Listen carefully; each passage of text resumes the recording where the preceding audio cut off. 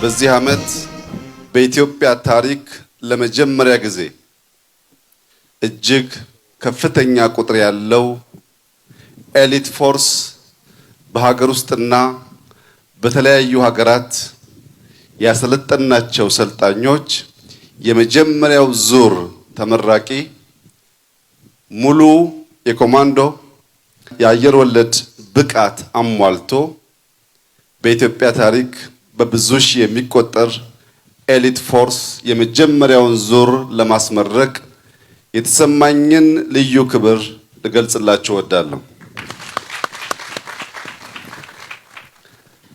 ኢትዮጵያን የሚመጥን ኃይል ለመገንባት ባቀድነው እቅድ መሰረት ኢትዮጵያ ትልቅ ኢኮኖሚ እየገነባች ያለች ትልቅ ሀገር ናት። ጠላቶቻችን እየመረራቸው ሊወጡት የሚገባው ጉዳይ ኢትዮጵያ የአፍሪካ ፓወር ሃውስ ናት። ኢትዮጵያ በኢትዮጵያ ውስጥ ብቻ ሳይሆን በአፍሪካ ውስጥ ስመገናና ሀያል ተጽዕኖ ፈጣሪ ሀገር ናት። የዚህች ታላቅ ሀገር ሰራዊት ሆኖ ማገልገል፣ የዚህች ታላቅ ሀገር ቀይ መለዮ ለባሽ መሆን ታላቅ ክብር ስለሆነ እንኳን ደስ ያላችሁ ልላችሁ እወዳለሁ።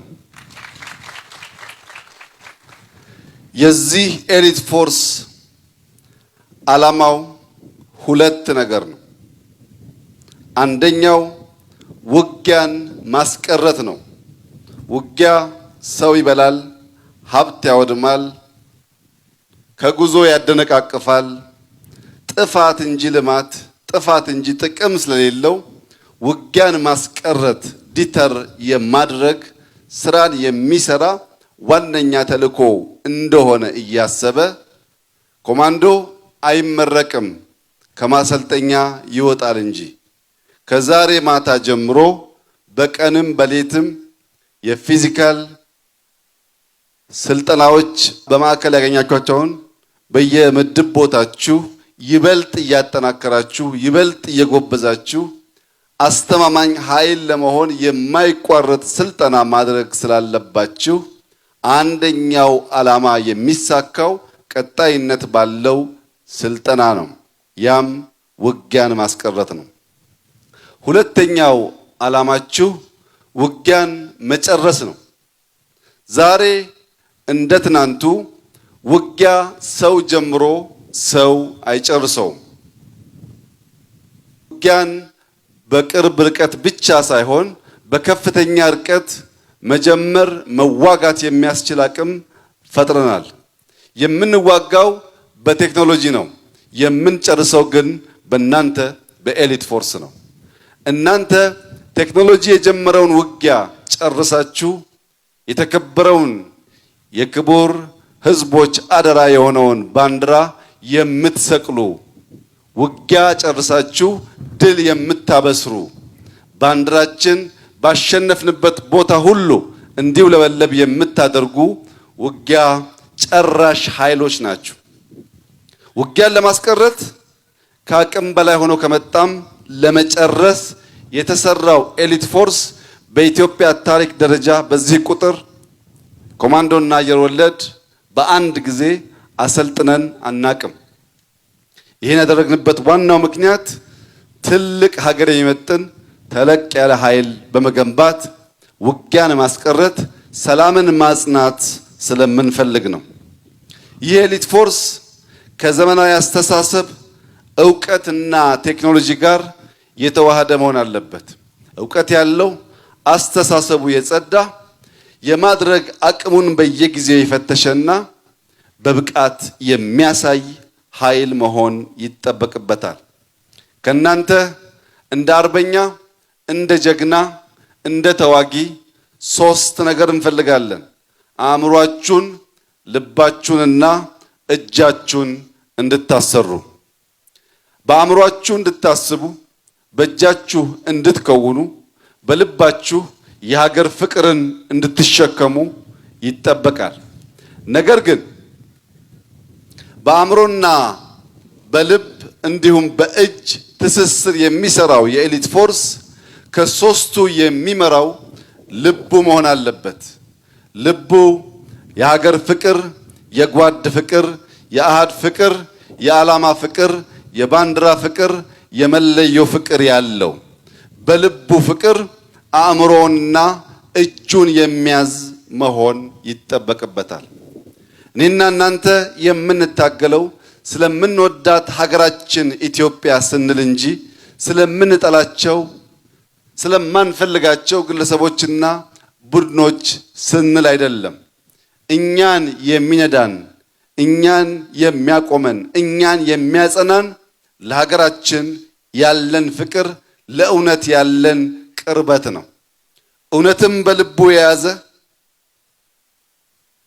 በፍቅር የተሞላ አእምሮውን የሚያሰራ በየዕለት በስልጠና ብቃቱን የሚያዳብር ውጊያ የሚያስቀር ሲገባ ግን የሚፈጽም ኃይል መሆን ይጠበቅባችኋል፣ ይጠበቅብናል። ኢትዮጵያ የጸናችው ጠላቶቿን በማሳፈር ብቻ አይደለም። ጀግኖች አርበኞች ልጆቿን በመሰዋት ጭምር ነው። ሁሌ የምናሸንፈው ጀግኖችን ሰውተን ጠላት እያሳፈርን ነው። ጠላት ካፈረ ጀግኖች ደማቸውን ላባቸውን አፍስሰዋል ማለት ነው። የእናንተ ዋነኛው ተግባር የጸናች ኢትዮጵያን አጽንቶ ማሸጋገር ነው። ኢትዮጵያ ጸንታለች፣ ጸንታም ትኖራለች። ኢትዮጵያ ትበለጽጋለች። ኢትዮጵያ ለአፍሪካ ወንድሞቿ ሁሉ ኩራት ትሆናለች። ኢትዮጵያ ለሁሉም ጎረቤቶቿ ኩራትና መከታ ትሆናለች። ኢትዮጵያ ለሁሉም ጎረቤቶቿ የሰላም ምንጭ እንጂ የጦርነት ምንጭ አትሆንም።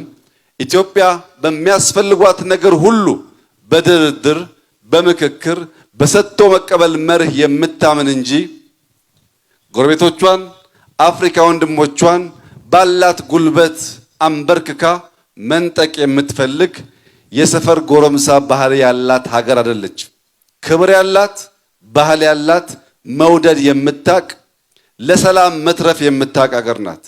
ይህንን ኃይል የሚያዩ የአፍሪካ ወንድሞቻችን ሁሉ በሚገጥማቸው ችግር ውስጥ ድንበር ተሻግሮ ሰላም ለማስከበር የሚያስችል ብቃትና ስልጠና የወሰደ አስተማማኝ አፍሪካዊ ኤሊት ፎርስ እንደገነባን እንዲያስቡ፣ ከዚህ ባሻገር ለብልጽግናችን ለእድገታችን ስንል ቀዳሚ ፍላጎታችን ሰላም መሆኑን ለወዳጅም ለጠላትም በዚሁ አጋጣሚ ለመግለጽ እወዳለሁ።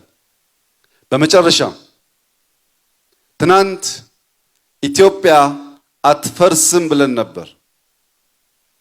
ያንን ሐሳብ ስንሰነዝር አርበኞች እንዳሏት ስለምናቅ ነበር።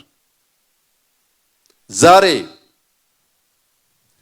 በተከበረው የኢትዮጵያ ኩራት በሆነው ኤሊት ፎርስ ፊት ደግሜ ማረጋገጥ የምፈልገው ኢትዮጵያ ትጸናለች፣ ኢትዮጵያ ትሸጋገራለች፣ ኢትዮጵያ ትበለጽጋለች። ኢትዮጵያ እንደለመደችው ደጋግማ ጠላቶቿን እያሳፈረች ወደ ግቧ ትገሰግሳለች። ምንም ኃይል ኢትዮጵያን ከብልጽግናና ከመጽናት ሊያቆማት የሚችል ኃይል እንደሌለ በዚሁ አጋጣሚ ማስገንዘብ እፈልጋለሁ። ኢትዮጵያውያን ለሰላምና ለልማት ለአብሮነት አብረን ልንሰራ ይገባል።